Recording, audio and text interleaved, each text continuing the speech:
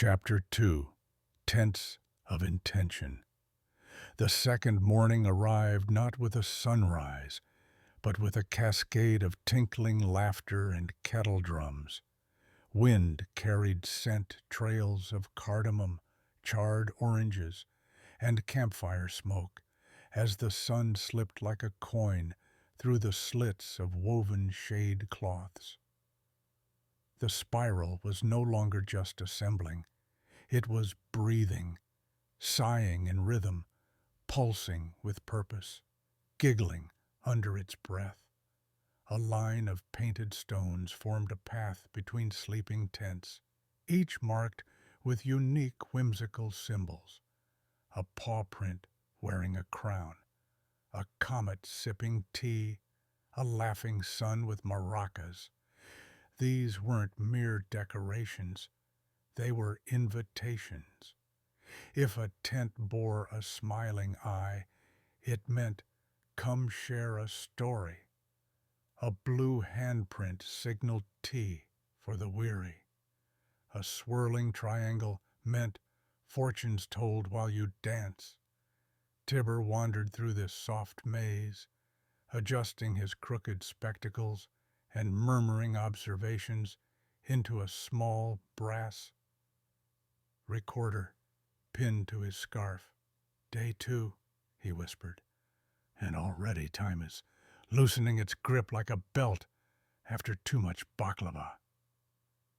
His hooves guided him to a tent that smelled of ink, eucalyptus, and forgotten dreams. A hand-lettered sign read, "Stories for trade, your voice for a verse." Inside sat an antelope with feathers woven into his scarf, rings on every finger, and a journal strapped to his thigh like a holster. "Tell me something true," the antelope said, without looking up, "and I'll give you something imagined." "I once danced with a poet under a collapsed moon," Tibber offered, unsure if it counted. The antelope smiled, finally glancing up. Close enough. He tore a strip from his orange silk scroll and handed it to Tibber. A haiku gleamed in neat, inked script. "Sand forgets your name, but music always recalls. You were always flame." Elsewhere in the spiral, Vex had found his domain, the sound quarry.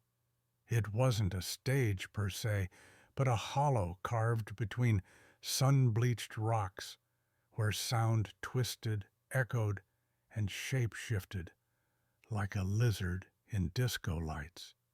DJs lined up beside drummers, ambient artists beside yodelers, kazoos beside synths. Everyone was part of the storm.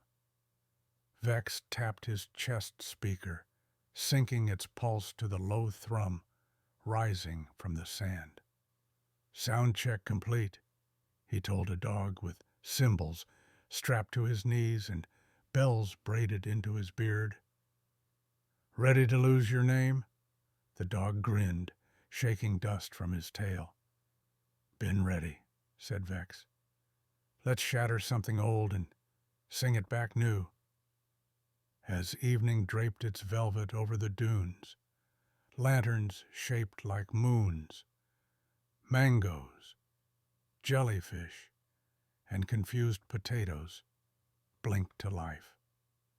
Mila, the young deer, had taken to following Bodhi in silence, a journal of her own now tucked under her arm like a secret. "You writing your own spiral?"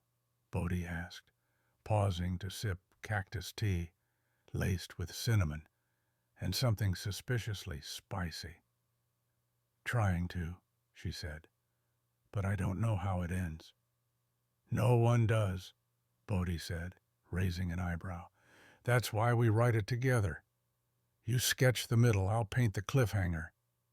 And together, They wandered toward the center of the spiral, where fire breathers spun stories in flame, dancers swirled beneath mirrored ribbons, and laughter rang out in every language, including some that hadn't been invented yet.